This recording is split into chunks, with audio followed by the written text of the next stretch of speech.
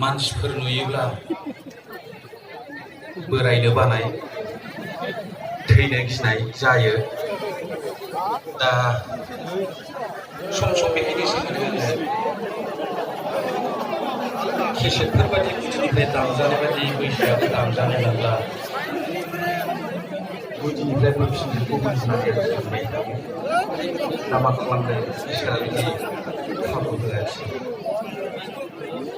खम गोबावसै बोरायलायबाय बेसे लंलिब बुंलांगौ नरेस एखमबा मालाबा सोरखौबा मुर्दाबाद होनो, एखमबा मालाबा जानलेंगे राजलेंगे होनो, मालाबा दिबाय आसाम 50-50 होनो।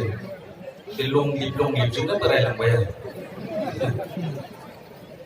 ना जिनिसखौनो मोजां मोनखो ना माखो सासे लाबावगौमोन आङो। गैया आंना जिनिसा मोजां नङा। दा जाय हक आंगोनिबो आंगो रायजो राजाफोर, जोङो आंनि मेथाइ खननायनि उनावनो जोंनि एलडिएफबिनि आफादगिरि गबिन्द बसुमतारीनिफ्राय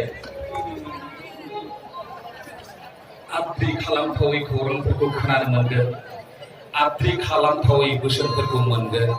बेनिखायनो अननानै रायजोफोर